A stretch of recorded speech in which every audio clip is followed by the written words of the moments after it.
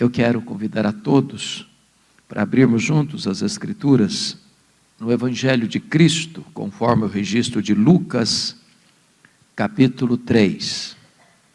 Lucas, capítulo 3, e faremos a leitura do verso 1 ao verso 20.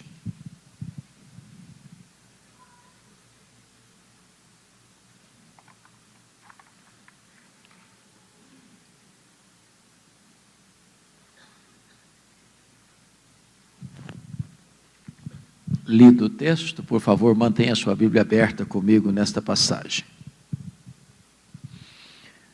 No 15º ano do reinado de Tibério César, sendo Pôncio Pilatos governador da Judéia, Herodes, tetrarca da Galiléia, seu irmão Filipe, tetrarca da região da Itureia e Traconites, e Lisânias, tetrarca de Abilene, sendo os sumos sacerdotes Anás e Caifás, veio a palavra de Deus a João, filho de Zacarias, no deserto.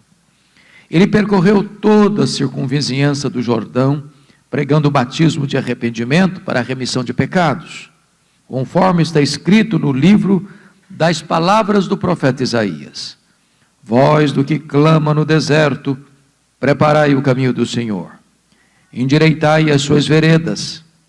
Todo vale será aterrado e nivelados todos os montes e outeiros. Os caminhos tortuosos serão retificados e os escabrosos aplanados, e toda a carne verá a salvação de Deus. Dizia ele, pois, às multidões que saíam para serem batizadas: raça de víboras, quem vos induziu a fugir da ira vindoura? Produzi, pois, frutos dignos do arrependimento. E não comeceis a dizer entre vós mesmos: temos por pai Abraão, porque eu vos afirmo que destas pedras Deus pode suscitar filhos a Abraão. E também já está posto o machado à raiz das árvores. Toda árvore, pois, que não produz bom fruto é cortada e lançada ao fogo. Então as multidões o interrogavam, dizendo: que havemos, pois, de fazer? Respondeu-lhes: quem tiver 2 túnicas, reparta com quem não tem, e quem tiver comida, faça o mesmo. Foram também publicanos para serem batizados e perguntaram-lhe: mestre, que havemos de fazer? Respondeu-lhes: não cobreis mais do que o estipulado. Também soldados lhe perguntaram: e nós, que faremos? E ele lhes disse: a ninguém maltrateis, não deis denúncia falsa, e contentai-vos com o vosso soldo. Estando o povo na expectativa, e discorrendo todos no seu íntimo a respeito de João, se não seria ele porventura o próprio Cristo, disse João a todos: eu, na verdade, vos batizo com água, mas vem o que é mais poderoso do que eu, do qual não sou digno de desatar-lhe as correias das sandálias. Ele vos batizará com o Espírito Santo e com fogo. A sua pá ele a tem na mão para limpar completamente a sua eira e recolher o trigo no seu celeiro, porém queimará a palha em fogo inextinguível. Assim, pois, com muitas outras exortações, anunciava o evangelho ao povo. Mas Herodes o tetrarca, sendo repreendido por ele, por causa de Herodias, mulher de seu irmão, e por todas as maldades que o mesmo Herodes havia feito, acrescentou ainda sobre todas o de lançar João no cárcere.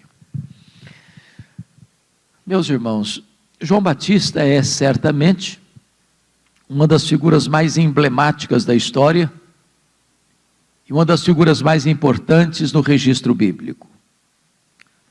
João Batista é uma espécie de dobradiça da Bíblia. Ele fecha o Antigo Testamento, ele abre o Novo Testamento. Era aquele tipo de homem empolgado com Jesus antes mesmo de nascer. Um homem cheio do Espírito Santo desde o ventre. O homem que recebe de Jesus um dos mais distintos elogios que um homem pode receber na vida. Foi Jesus quem disse: dentre os nascidos de mulher, ninguém é maior do que João. Este foi o precursor do Messias, aquele que teve o privilégio de olhar para Jesus e dizer: este é o Cordeiro de Deus que tira o pecado do mundo. O propósito de Lucas, que era médico e historiador, é descrever para nós o cenário do Império Romano e da província de Israel, politicamente e religiosamente falando, no período em que João começa o seu ministério. E ao fazê-lo, Lucas adota uma metodologia. Ele parte do geral para o particular, do império para a província. Se não, vejamos, versículo 1. No 15º ano do reinado de Tibério César. É sabido de vocês que Tibério César governou do ano 14 ao ano 37 da era cristã. Se João começa no 15º ano, estamos falando que João Batista começou o seu ministério no ano 29 da era cristã. A grande pergunta é: como é que era esse cenário político do império neste primeiro século, quando João começa o seu ministério, até o final do primeiro século, quando o evangelho sai de Jerusalém e chega a Roma? Talvez pudéssemos trazer à nossa memória a figura do grande general Júlio César, que foi assassinado pelo Senado romano. Poderíamos lembrar de César Augusto, que começa a governar no ano 27 antes de Cristo e governa até o ano 14 depois de Cristo, o período em que Jesus nasceu. Poderíamos trazer à memória o governo de Tibério César, filho adotivo de César Augusto, que governa do ano 14 ao ano 37, período em que João começa o seu ministério e que Jesus realiza o seu ministério, morre e ressuscita.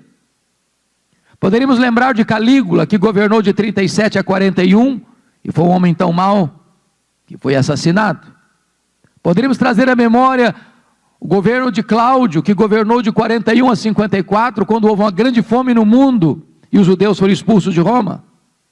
Poderíamos relembrar de Nero, que governa de 54 a 68, quando Roma é incendiada em 64, e começa a brutal e sangrenta perseguição contra a igreja.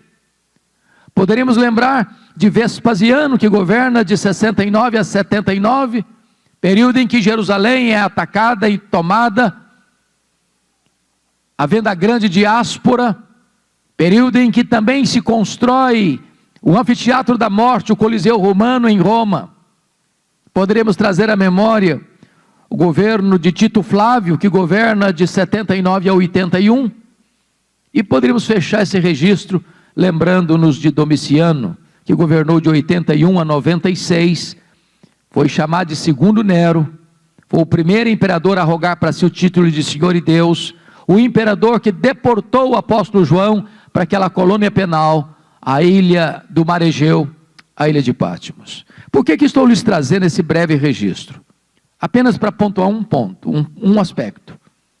É que a maioria desses homens que governaram o mundo eram homens maus, eram homens truculentos, eram homens sanguinários. O cenário político do império era o pior possível. Mas talvez você possa perguntar: e como é que estava o contexto político da província de Israel? Será que estava melhor? Vejamos a continuação da leitura do verso 1. Sendo Pôncio Pilatos governador da Judeia, Herodes tetrarca da Galileia, seu irmão Filipe tetrarca de Tureia e Traconites, e Lisânias tetrarca de Abilene. Há algo estranho nesse versículo, muito estranho. O que tem de estranho aqui? O que tem de estranho aqui é que o primeiro nome da lista não é filho de Herodes. Aqui é uma descrição dos tetrarcas. Tetrarca é o governo de quarta parte. Quando Herodes o Grande morreu, o território de Israel foi dividido entre 4 partes. A tetrarquia da Judeia, o tetrarca era Arquelau, ele não está aqui. Está lá em Mateus 2:22. Por que Arquelau não está aqui? Por que no lugar de Arquelau tem um governador romano aqui, Pôncio Pilatos? Como é que Pôncio Pilatos caiu de paraquedas aqui? Pois bem, irmãos, para entender isso é necessário recuar um pouco na história, e isso é vital para nós entendermos a mensagem de João. Então, conto com a sua paciência para essa breve retrospectiva, para entendermos por que Pôncio Pilatos está aqui e não o tetrarca da Judeia, Arquelau. Recuemos um pouquinho no ano 586, quando Jerusalém foi tomada pelos caldeus. Foram 70 anos de cativeiro. No interregno do cativeiro, a Babilônia cai nas mãos de um outro império, o Império Medo-Persa. E diz a Bíblia que este Império Medo-Persa também cai futuramente nas mãos de um outro império, o Império Greco-Macedônio. E com a morte precoce de Alexandre, porque o Império Greco-Macedônio espalha a cultura grega, a cultura helênica, uma língua universal, o grego. Mas com a morte dele, precocemente, aos 33 anos de idade, não tendo herdeiro para o trono, o grande império greco-macedônio é dividido entre 4 generais. Israel ficou ora sob o comando dos Ptolomeus do Egito, período em que se fez a tradução do Velho Testamento para o grego, versão que nós chamamos de Septuaginta. Depois foi dominado pelos Seleucidas da Síria. Quando Antíoco IV, o rei Antíoco IV, chamado de Antíoco Epifânio, governava, ele profana o templo de Jerusalém, levantando altares pagãos no templo de Jerusalém, sacrificando porcos no altar do templo de Jerusalém. Isso provoca uma guerra, nós chamamos de guerra dos Macabeus. Quando Matatias Macabeus, com seu filho Judas Macabeu, declaram guerra, não suportando essa profanação, ganham essa guerra e livram Israel desse domínio estrangeiro. Porém, no ano 63 a.C., Pompeu conquistou o território de Israel, agrega-o ao Império Romano, e nomeia na época Antípater como rei sobre todo Israel. Com a morte de Antípater, fica mais fácil entendermos agora, o seu filho Herodes, chamado Herodes o Grande, ou Herodes I, recebe do imperador César Augusto o título de rei dos judeus, governando todo o território de Israel. Quando falamos em Herodes, às vezes fica um pouco confuso, porque a Bíblia fala de 4 Herodes. Tem o primeiro Herodes, é o Herodes o Grande, o pai desse time aqui do versículo 1. Foi ele quem mandou matar as crianças de Belém. O segundo Herodes é o que está aqui no verso 1 agora. Herodes Antipas, que era o tetrarca da Galileia, foi quem mandou matar João Batista. O terceiro Herodes é o rei Agripa I. E ele não é tetrarca não, ele é rei mesmo, porque ele ajudou Calígula a ser imperador. Com o assassinato de Calígula, ele ajudou Cláudio a ser imperador e ganhou o título de rei dos judeus. Foi quem mandou matar o apóstolo Tiago. E foi devorado por vermes, por ordem de um anjo de Deus, por ação de um anjo de Deus. E o último Herodes, o quarto Herodes, é o Herodes Agripa II, está lá em Atos 26, que disse para Paulo em Cesareia assim: por pouco me persuades a me fazer um cristão. Pois bem, a pergunta é, quem foi esse Herodes o Grande? Nós estamos dando essa volta toda apenas para explicar por que tem aqui Pôncio Pilatos e não Arquelau. Herodes o Grande foi um grande homem no sentido de gestão pública. Tudo que havia de grande em Israel foi ele que fez. Por exemplo, foi ele que ampliou e embelezou o templo de Jerusalém, tornando tão belo ou mais belo do que o templo de Salomão. Foi ele quem construiu o porto de Cesareia, abrindo o comércio para o mundo e facilitando as viagens missionárias. Foi ele quem construiu a fortaleza de Massada, às margens do Mar Morto, para onde fugiram 1000 judeus quando Jerusalém foi tomada no ano 70. Foi ele quem construiu a fortaleza da Antônia, onde Jesus foi julgado por Pôncio Pilatos. Mas esse homem tinha um grande problema, ele tinha muito medo de perder o poder, ele era muito violento.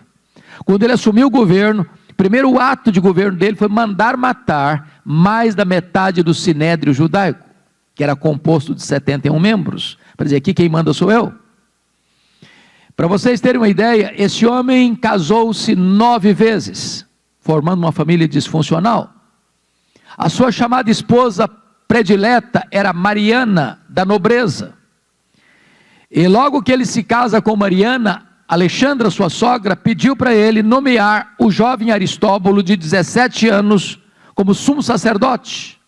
O sacerdote já estava corrompido. E ele nomeou. O menino foi bem, curiosamente, com ciúmes mandou matá-lo. A sogra, com medo dele, foge para o Egito, para as sombras de Cleópatra, e ele manda os seus emissários no Egito e mata a sua sogra.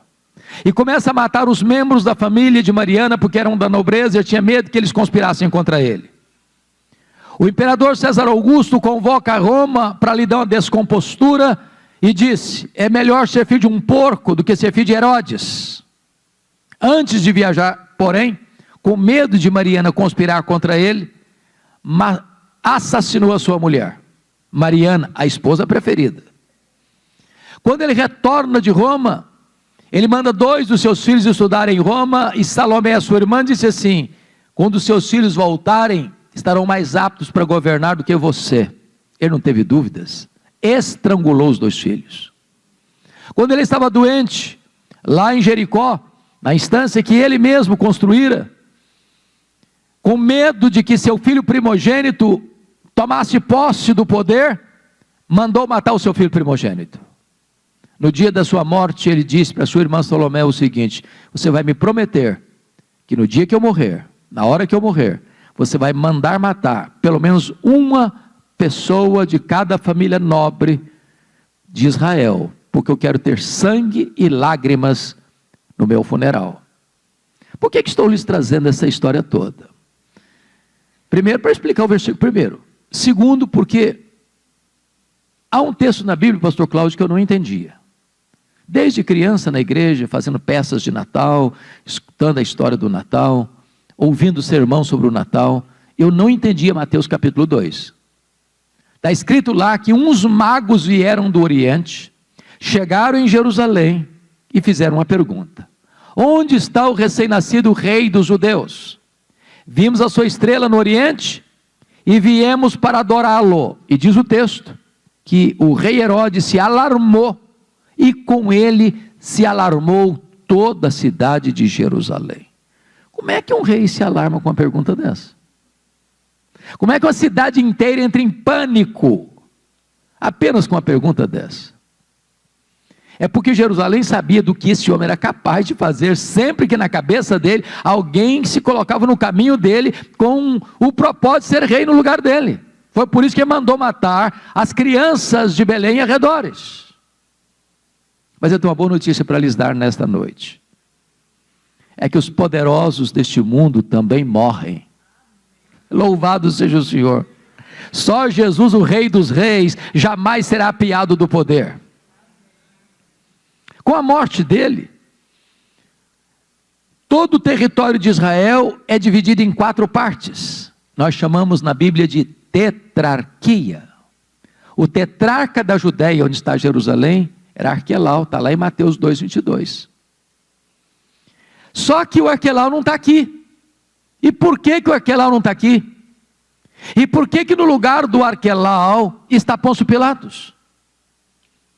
É que o Arquelau foi tão mau, tão truculento, que os judeus não suportaram o governo dele. Clamaram por Roma: tira esse homem daqui, tira esse homem daqui, tira esse homem daqui. Notem que Israel era governado pela família herodiana, família Dumeia. Então Roma aproveita o momento, tira o Arquelau do poder e bota o pé dentro de Jerusalém, bota o pé dentro da Judéia e nomeia um governador romano no lugar de um tetrarca. Pôncio Pilatos não era o primeiro, era o 5º. Mas Roma agora está no coração de Israel, dominando através de um governador romano. A pergunta que eu faço a vocês é essa: se a política do império era sombria, como é que estava a política na província de Israel? Esse time aqui do versículo 1 era gente boa? Homens maus, perversos, sanguinários. Ou seja, quando João começa o seu ministério, o cenário político internacional era o pior possível, mas o cenário político da província era pior ainda. Bom, mas agora você pode fazer a seguinte colocação: bom, já que a política está muito ruim, quem sabe a religião seja o porto seguro do povo. Como é que estava a religião? Confira o versículo 2 comigo. Sendo os sumos sacerdotes Anás e Caifás. O que você percebeu de errado aqui? Tinham 2 sumos sacerdotes, só podia ter um. A religião estava corrompida. Para vocês terem uma ideia do ano 28 a.C., ao ano 14 depois de Cristo, 28 pessoas ocuparam esse cargo, comprado a peso de ouro. Na verdade, o Anás é o sogro, o Caifás é o genro. O Anás já tinha sido deposto, mas ele era muito poderoso e nos bastidores quem mandava era ele. O Caifás era uma espécie de rainha da Inglaterra, era apenas a figura da fotografia, mas quem mandava era o sogro. Tanto é verdade que quando Jesus foi preso, quem interroga Jesus não é Caifás, é Anás. Mas quem dá a canetada para mandá-lo ao governador é Caifás. O sacerdócio estava corrompido também, a igreja estava corrompida também, a religião estava corrompida também. E você pergunta, tem esperança num cenário desse? Tem esperança? Agora, olhe para o cenário do mundo hoje. Ataques terroristas, uma nação invadindo outra nação,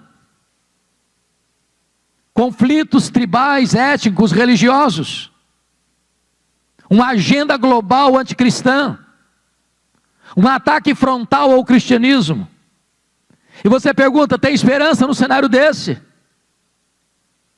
E quando você olha e não vê saída, e não vê uma luz no fim do túnel, Deus é poderoso para entrar na história, mudar o placar do jogo, virar a mesa da história e criar um fato novo, que traz glória ao seu nome. Porque é nessa conjuntura que está escrito que veio a palavra de Deus a João, filho de Zacarias, no deserto. Louvado seja Deus. A crise pode ser o ventre de onde Deus vai trazer um grande avivamento para a sua igreja. Preciso concordar que João Batista era um cara estranho, que se vestia de maneira estranha, que se alimentava de maneira estranha, que pregava num lugar estranho. Mas diz a Bíblia que ele percorreu toda a circunvizinhança do Jordão, pregando o batismo de arrependimento para a remissão de pecados, e as multidões fluíram para ouvi-lo. Sabe o que significa isso? Não é o lugar que faz o homem, é o homem quem faz o lugar.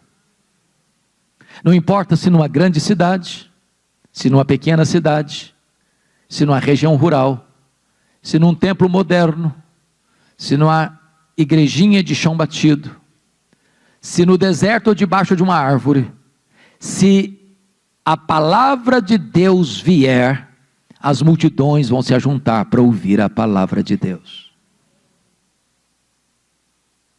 Como é que foi o ministério dele? Versículo 3 diz que ele percorreu toda a circunvizinhança do Jordão. Isso não é uma informação, isso é uma agenda. João Batista não era um pregador portas para dentro, João Batista era um pregador portas para fora. Se nós quisermos impactar o mundo, nós teremos que ir lá fora onde as pessoas estão. Hoje nós queremos que as pessoas venham cá dentro onde nós estamos. Eles gastaram as solas dos sapatos, nós gastamos o assento dos bancos. Eles tinham uma agenda centrífuga, nós estamos querendo ter uma agenda centrípeta. Mas a pergunta é, o que é que esse homem prega? Porque tem 400 anos que ninguém prega. Nós chamamos isso de período interbíblico, ou de silêncio profético. Tinha templo, tinha música, tinha festa, tinha sacrifícios, mas não tinha palavra de Deus. Depois de 400 anos, João começa a pregar, e eu fico imaginando, pastor Cláudio, alguém dizendo para o João assim, ô João, esse povo está acostumado com Bíblia não, pega leve, vai devagar, prega um sermão mais palatável, um sermão mais politicamente correto. Só que João não era um profeta da conveniência, João era o arauto do Rei dos Reis, João não era um alfaiate do efêmero, João era o escultor do eterno. João não prega para agradar o auditório, ele prega para levá-lo ao arrependimento. Ele não prega para receber aplausos das pessoas, ele prega para que as pessoas sejam salvas. Mas alguém pode ainda perguntar, mas de onde que ele tirou esse sermão? Ele inventou essa mensagem? Ele criou essa mensagem? Ele é a origem dessa mensagem? E a resposta está no versículo 4.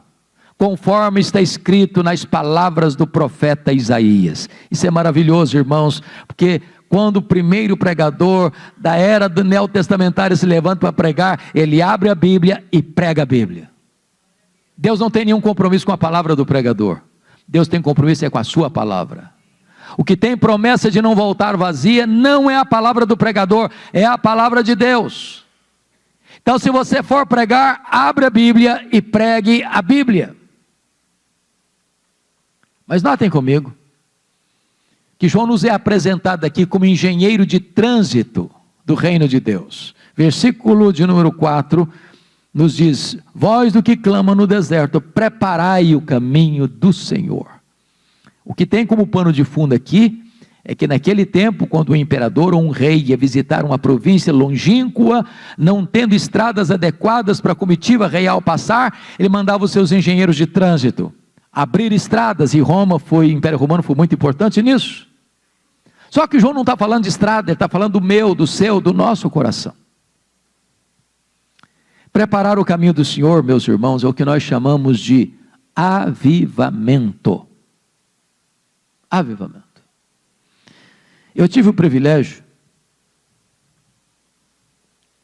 de visitar a missão Quacis-Abanto, onde houve um grande avivamento, nos idos de 1966, na África do Sul. Ali cegos viram, ali tetraplégicos andaram, ali mortos ressuscitaram, ali feiticeiros foram convertidos aos borbotões, ali um templo para 15 mil pessoas foi levantado numa fazenda, com 3 cultos por dia, e caravanas do mundo inteiro rumaram para lá, para ver e ouvir o que Deus estava fazendo. E nós fomos numa grande caravana, pastor Cláudio, e brasileiro é muito místico por natureza, e algumas pessoas me disseram assim: eu quero ver milagres diante dos meus olhos. Pasmem vocês, ficamos lá cerca de 10 dias, nem a palavra milagre nós ouvimos lá, mas nunca vi um ambiente tão encharcado pela presença de Deus, como naquele lugar. Então perguntamos ao pastor Eli Stign: o que é avivamento, pastor? Ele nos respondeu: avivamento é preparar o caminho do Senhor, para que Ele se manifeste. A igreja não agenda avivamento, a igreja não marca avivamento, a igreja não tem a agenda do Espírito Santo. O papel da igreja é preparar o caminho do Senhor, para que Ele se manifeste. Isso implica uma profunda reforma espiritual, conforme está escrito no versículo de número 5, todo vale será aterrado, todo monte outeiro vai ser nivelado, todo caminho torto vai ser retificado, todo caminho escabroso vai ser aplanado. Mas o que ele está falando? Do que ele está falando? O que é um vale? Senão uma depressão, um lugar sombrio, escuro, talvez retratando as cavernas da alma, as gavetas secretas do coração. Enquanto isso não for tratado, as chuvas do avivamento serão retidas. O que é um monte outeiro, senão soberba, altivez espiritual, arrogância, espírito farisaico, olhar o outro de cima para baixo, considerar-se superior aos outros. Onde tem soberba, o Senhor resiste. O que é caminho torto, senão vida dupla, hipocrisia,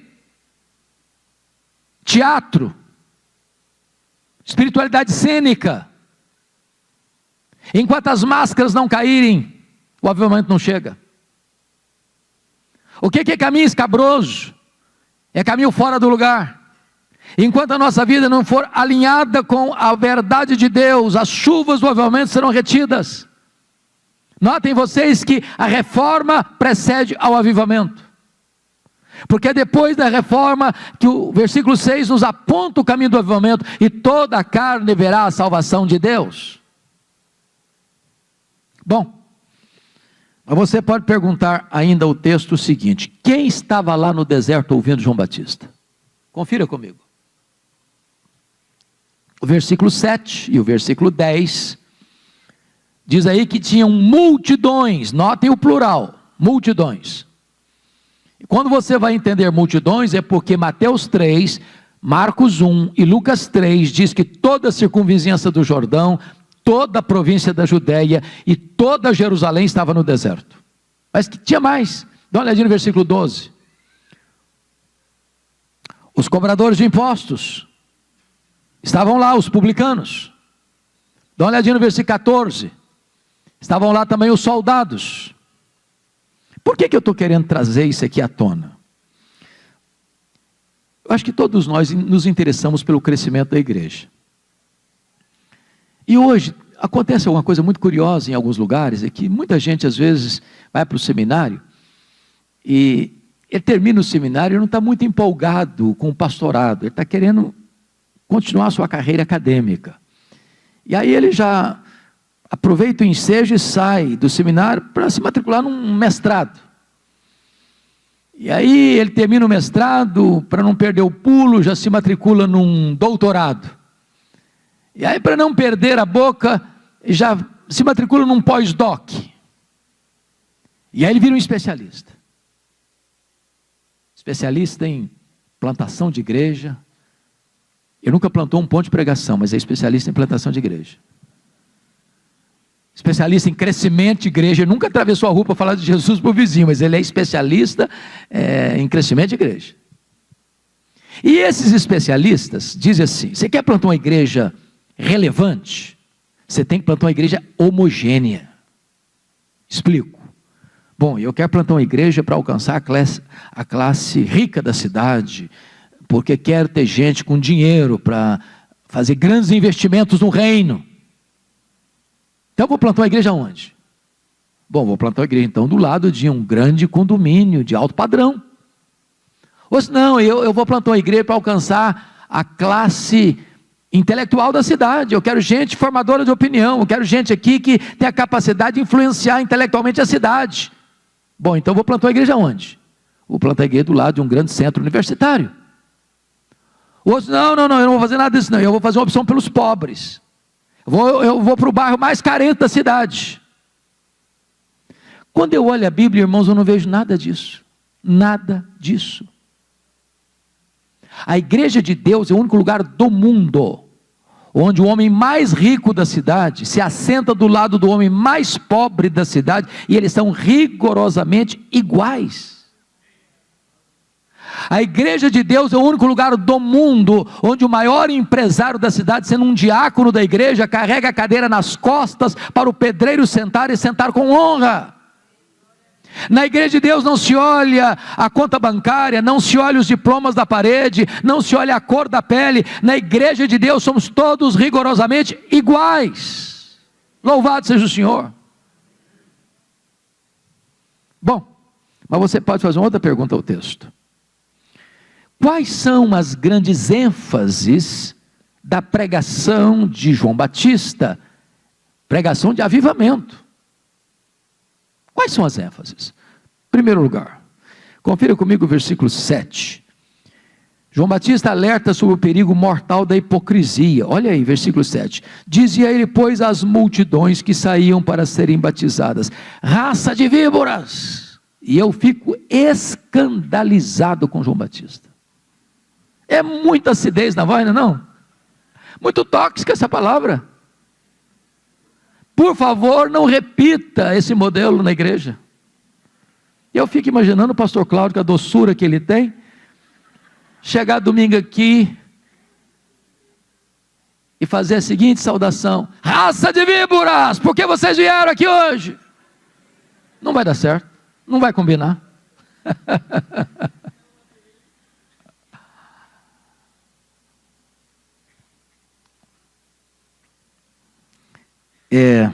Por que ele está falando isso?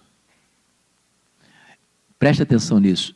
Você só consegue interpretar Lucas 3,7 à luz de Mateus 3,7. O que tem lá em Mateus 3,7, que é texto paralelo desse, que não está aqui? Lá em Mateus 3,7 diz que quando João vê as multidões vindo, ele vê muitos fariseus e saduceus. Então ele diz: raça de víboras. Até hoje, quando você está lendo a sua Bíblia, não dá uma espécie de urticária quando você começa a ler sobre os fariseus, não? Pensa num time complicado, que viveu com lupa, observando os pecados dos outros, mas não enxergava os seus próprios. O problema é que os fariseus não foram sempre assim, não. Como eles surgiram? Quando eles surgiram? Para que eles surgiram? Eles surgiram, meus irmãos, nesse período interbíblico, exatamente para combater o chamado helenismo, a influência da cultura grega, do pensamento grego, no meio do povo de Deus. Os fariseus surgiram como um movimento de reforma e reavivamento. Mas com o tempo eles se perderam. Mantiveram a forma, mas perderam a essência, tornaram-se hipócritas, sepulcros caiados. E os saduceus? Os saduceus também surgiram para resistir à cultura grega. Eles eram da elite, mas eles sucumbiram rapidamente à cultura grega. Para vocês terem uma ideia, os saduceus não acreditavam em anjos, não acreditavam em ressurreição, não acreditavam em todo o Velho Testamento, só no Pentateuco. Por quê? Por causa da influência grega. Tornaram-se colaboracionistas de Roma, ganharam em troca a mina de ouro da religião judaica, que era a exploração do templo. Tudo acontecia no templo, as festas, caravanas do mundo inteiro vinham para Jerusalém, a população quintuplicava. Agora notem isso, nenhum adorador podia chegar em Jerusalém com moeda estrangeira, para comprar um cordeiro, uma pomba, uma rola. Tinha que fazer a troca da moeda, e não podia fazer fora, tinha que fazer lá na praça do templo, por taxas abusivas, para os saduceus embolsarem a grana. Nenhum adorador podia trazer de casa um cordeiro, nem uma pomba, nem uma rola, tinha que comprar lá na praça do templo, por preços abusivos. A praça do templo era formada de currais de ovelhas, de gaiolas, de pombas e de rolas. Foi por isso que Jesus pegou o chicote, virou as mesas dos cambistas, soltou as aves, abriu o curral das ovelhas, diz: vocês transformaram a casa do meu pai, casa de oração, em covil de salteadores. Covil é o lugar que um ladrão rouba e foge para lá para se esconder. Esse time está lá, vindo no meio da multidão. João Batista diz: raça de víboras. Por que ele disse isso? Porque a hipocrisia é pior do que o veneno das víboras. Quem botou o veneno das víboras nas víboras foi o próprio Deus, mas quem bota hipocrisia no coração é o diabo. Segundo lugar, segunda ênfase, João Batista alerta-se o perigo real do inferno. Olha o versículo 7. Quem vos induziu a fugir da ira vindoura? E eu fico escandalizado de novo. Ô irmãos, tem 400 anos que ninguém prega.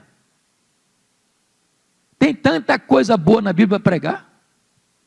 O amor de Deus, a graça de Deus, a fidelidade de Deus. O cara vai me pregar o primeiro sermão sobre o inferno.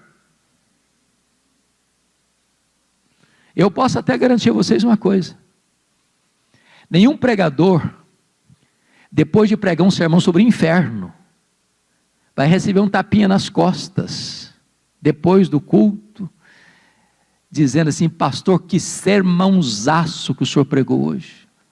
Estou indo para casa até mais aliviado hoje. Dá ibope não, não dá ibope. Mas é melhor ouvir sobre o inferno do que ir para o inferno. A terceira ênfase de João Batista num sermão de avivamento, irmãos, é alertar sobre o perigo do falso arrependimento. Olha o versículo 8.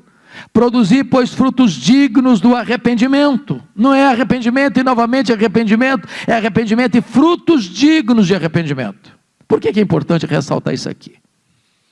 Porque floresce no Brasil, irmãos, uma falsa doutrina, uma falsa teologia, chamada de hipergraça, que justifica o pecado e não o pecador, que diz para as pessoas: venha como você está e permaneça como você quiser. Nós somos uma igreja inclusiva, aqui vale tudo, aqui ninguém vai mexer com você, aqui você escolhe o jeito que você quer viver. Só que isso não é graça, isso é desgraça, isso leva a pessoa para o inferno. O evangelho transforma o caráter, o evangelho transforma a vida, o evangelho transforma a família, o evangelho transforma a sociedade. A quarta ênfase, meus irmãos, de uma mensagem de avivamento, é alertar para o perigo de uma falsa confiança religiosa. Olha o versículo 8 ainda. E não comeceis a dizer entre vós mesmos, temos por pai Abraão. O que está acontecendo aqui? O que está acontecendo aqui é que o auditório de João Batista está dando uma carteirada nele. É conhecida a palavra carteirada aqui, né? Sabe o que eles estão falando para João? Alto lá, João, você sabe com quem você está falando? Nós temos pedigree. Nós temos o sangue de Abraão correndo em nossas veias, pega leve com a gente. Só que o verdadeiro filho de Abraão não é aquele que tem o sangue de Abraão correndo em as suas veias, é quem tem a fé de Abraão habitando em seu coração. Onde está a sua confiança? Eu gosto muito de fazer perguntas. E às vezes eu faço esse tipo de pergunta. E aí, meu irmão, você está firme na sua salvação em Jesus? Você está seguro? Eu falo, mas é claro, pastor. Meu pai é o pastor da igreja. Que baita de segurança, não? Coisa extraordinária. Tem outros que são mais sofisticados. Você está seguro da sua salvação, meu irmão? O cara responde assim, claro, eu sou calvinista desde o berço. Sou arminiano. Bom, você pode ser filho de pastor, você pode ser calvinista, você pode ser arminiano, mas quem salva você é Jesus. Cuidado para você não estar confiando numa base que não é a verdade de Deus. Não é a estrutura teológica que salva você, quem salva você é Jesus. Último lugar, última ênfase de um sermão de avivamento. João Batista alerta sobre o perigo de uma vida infrutífera. Olha o versículo 9. E também já está posto o machado à raiz das árvores. Toda árvore, pois, que não produz bom fruto é cortada e lançada ao fogo. Você quer saber se o cara é crente mesmo? Não escuta o que ele fala. Veja o fruto que ele produz. Bom, a pergunta é esta. Esse tipo de sermão dá resultado? Produz efeito? Vamos ver. Versículos 10 e 11, vamos ver o primeiro resultado. Então as multidões o interrogavam dizendo, que havemos pois de fazer? Respondeu-lhes, quem tiver 2 túnicas, reparta com quem não tem, quem tiver comida, faça o mesmo. Notinha de rodapé aqui. Em tempos de avivamento, irmãos, o apelo não parte do pregador para o auditório, mas do auditório para o pregador. João está pregando, e os ouvintes que já estão respondendo o sermão dele. Foi assim no Pentecoste também, Pedro estava pregando, e o auditório disse, o que vamos fazer? Arrependei-vos, e cada um de vós seja batizado em nome do Senhor Jesus, para a remissão dos vossos pecados, e recebereis o dom do Espírito Santo. Esta promessa não é apenas para vós, é para os vossos filhos, para aqueles que ainda estão longe, para quantos o Senhor nosso Deus chamar. As multidões estão perguntando, ô João, o que vamos fazer com o seu sermão, João? Ele respondeu, quem tiver 2 túnicas, dê uma para quem não tem, quem tiver comida, faça o mesmo. Você quer saber se o cara é crente mesmo?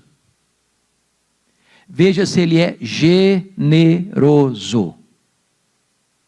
Não combina crente mão de vaca, pão duro, suvina, avarento. Crente tem um coração aberto, crente tem o bolso aberto, crente tem as mãos abertas, crente tem a casa aberta, crente é generoso. Agora preste atenção. Generosidade não é arrependimento. Ninguém vai para o céu porque dá comida e roupa para as pessoas. Generosidade é a evidência do verdadeiro arrependimento e não um substituto do verdadeiro arrependimento. Segunda ênfase, ou segunda resposta, segundo resultado, olha comigo os versos 12 e 13. Vieram os publicanos, os cobradores de impostos. E agora eu estou falando de Receita Federal. Estou falando do leão. Está de olho em você. Naquela época, Roma não tinha toda a estrutura para recolher tributos como nós temos hoje. Então o que Roma fazia? Uma concessão, para que alguém arrecadasse os tributos daquela região, com o compromisso de repassar aos cofres de Roma um valor devido, mas Roma não estava nem aí se essa pessoa cobrasse muito mais, para embolsar o resto da grana. Os publicanos eram a raça mais odiada de Israel, porque eles exploravam as pessoas. Eles extraíam o último centavo do bolso das pessoas. Eles se enriqueciam de maneira ilícita. E esse time está lá escutando João. E veja vocês que eles são mais um pouquinho polidos, rasgam um pouquinho de seda, porque eles se dirigem a Jesus assim: mestre, isso aí é rasgação de seda. Mestre, e nós? Vamos fazer o que com o seu sermão? João respondeu assim: não cobreis mais do que o estipulado. Você quer saber se o cara é crente mesmo? Vê se ele não passa a perna nos outros. Vê se ele não cria mecanismos espertos para engrossar o salário. Veja se o dinheiro que cai na conta dele é dinheiro limpo. Veja se ele não entra em mecanismos desonestos para se enriquecer. Veja se a vida financeira dele está acontecendo na luz.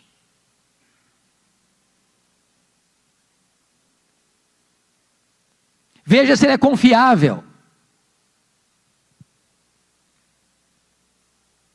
Meus irmãos, eu tenho rodado por aí, todos os estados brasileiros, já preguei mais de 1.500 igrejas das mais diversas denominações. Já preguei em igrejas ultra-ortodoxas. Eu costumo brincar, pastor Cláudio, com a igreja ultra-ortodoxa. Se uma mosca voar na hora do culto, você escuta. Você olha para as pessoas, você não sabe se ela está gostando, se ela não está gostando, ela não demonstra nenhuma reação, nem os olhos mexem. Dá um desespero às vezes. Mas já preguei em igrejas ultra-pentecostais, o barulho é tão grande, tão grande, tão grande, calma, gente. Às vezes o cara está indo para o inferno, aleluia. Eu falo, não é aleluia agora, calma. E a sensação que eu tenho é que a igreja brasileira está precisando de um choque ético. Tem muita gente enrolada. Tem muita gente dando cheque sem fundo. Tem muita gente assumindo dívida que sabe que não vai pagar. O evangelho transforma o caráter, a vida, o bolso. Mas tem um terceiro resultado. Vamos dar uma olhadinha no versículo 14. Os soldados estão lá, os soldados romanos, com o revólver 38 na cintura. E perguntando: ô João, e nós? Vamos fazer o quê com o seu sermão? João responde assim: a ninguém maltrateis, não deis denúncia falsa, contentai-vos com vosso soldo. Do que João está falando?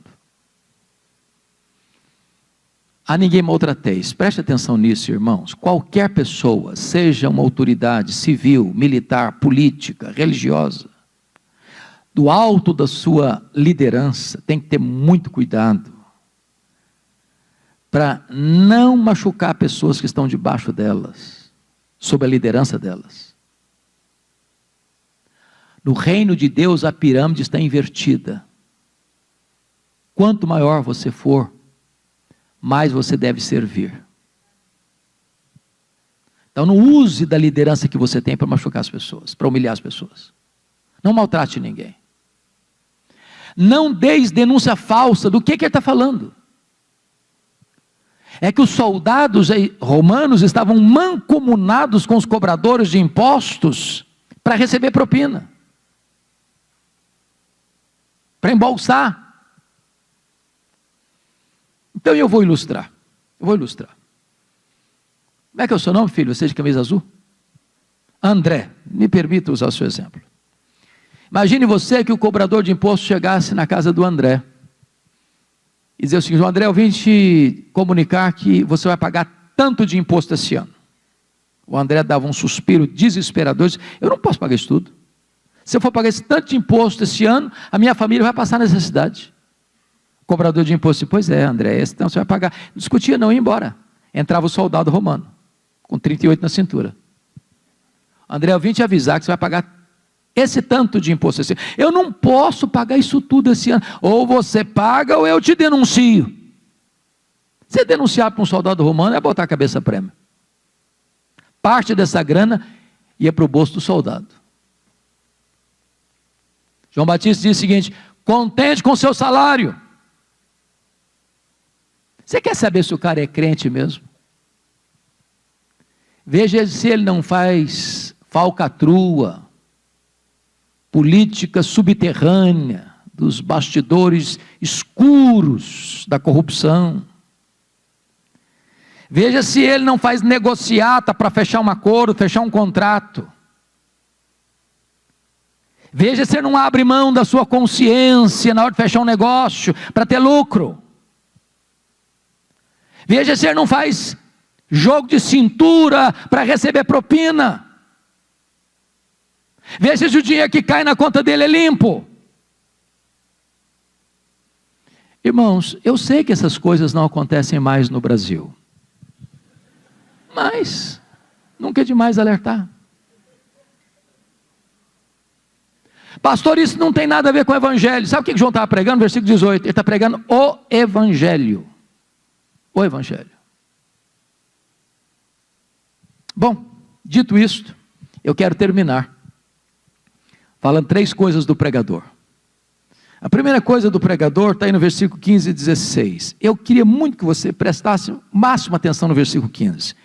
Estando o povo é um resumo, é um sinônimo das multidões, né? Do versículo 7 e 10.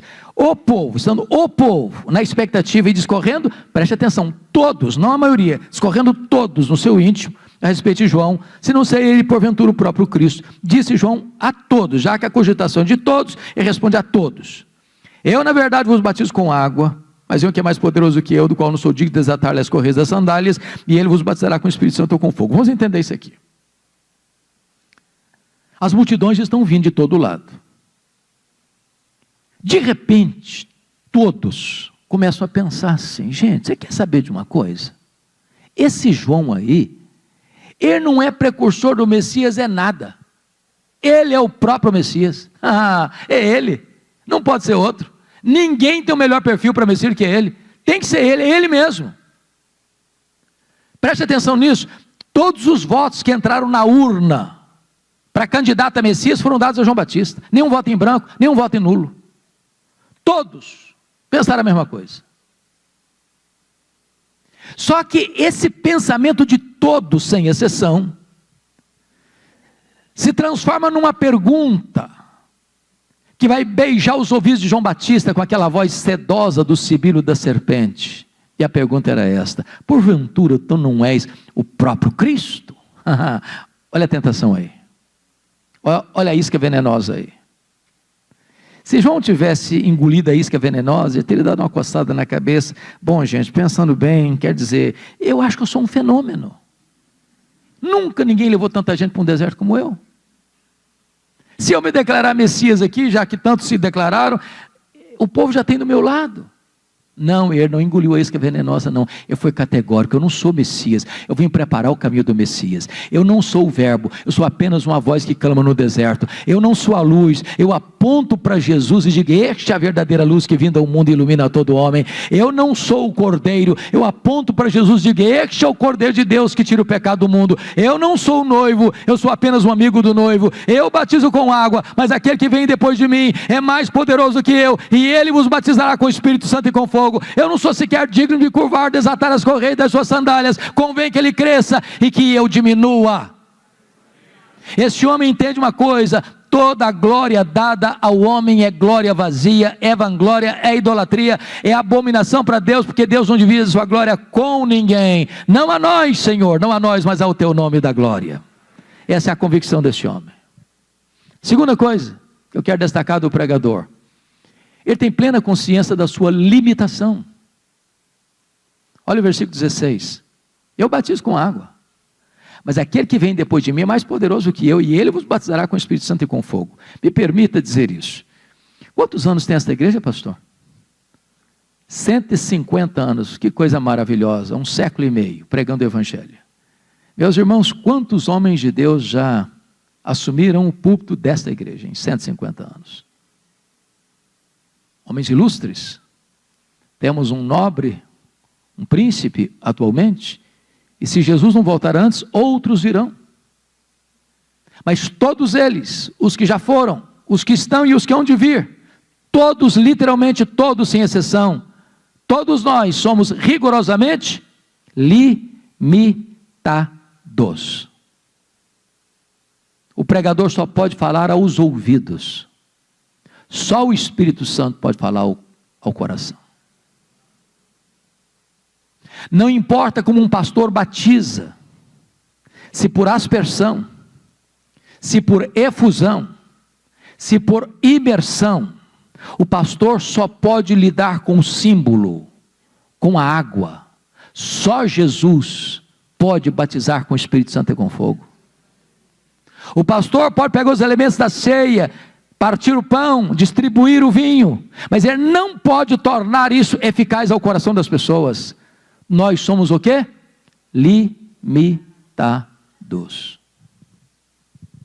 Então, baixa a bola, por favor, viu? Baixa a bola. Finalmente eu termino aqui. Terceiro lugar, o pregador é corajoso. Olha os versículos 19 e 20 comigo. Mas Herodes o tetrarca, sendo repreendido por ele por causa de Herodias, mulher de seu irmão, e por causa de todas as maldades que o mesmo Herodes havia feito, acrescentou ainda sobre todos a de lançar João no cárcere. Vamos entender isso aqui. Eu disse para vocês lá no começo, que o pai dele, Herodes o Grande, tinha se casado 9 vezes, formando uma família disfuncional.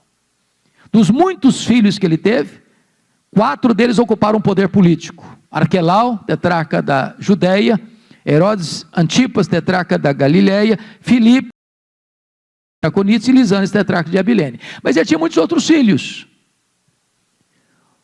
Um deles era Filipe I, porque esse aqui é o Filipe II, morava em Roma. Um dia o Herodes Antipas vai a Roma fazer uma visita para o seu irmão, e ele é sem graça com a sua cunhada, Herodias, que era filha de Aristóbulo, que também era filho de Herodes o Grande, ou seja, Herodias não era só cunhada de Herodes Antipas, era também sua sobrinha, de tal maneira que o pecado dele não foi só de adultério, foi também de incesto. Herodes Antipas era casado com a filha do rei Aretas, dos nabateus, que conquistaram Petra, território de Edom. Herodias disse assim para ele: se você me prometer divorciar-se da filha do rei Aretas, eu largo o seu irmão e vou com você para Galileia, você é sua mulher. Herodes topou. Agora preste atenção na cena.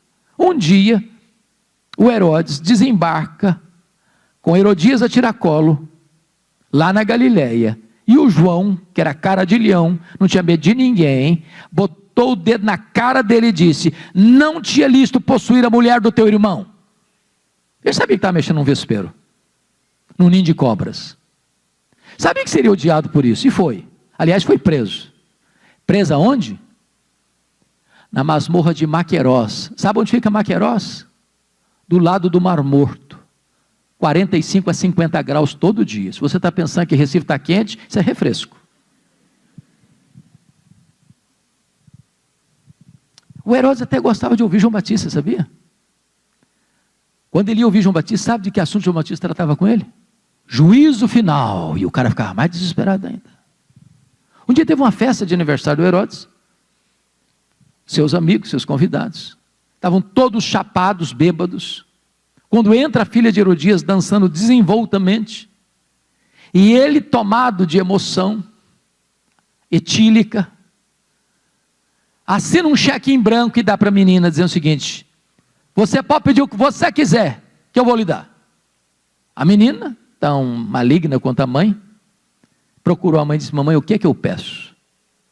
Herodias disse: peça a cabeça de João Batista numa bandeja.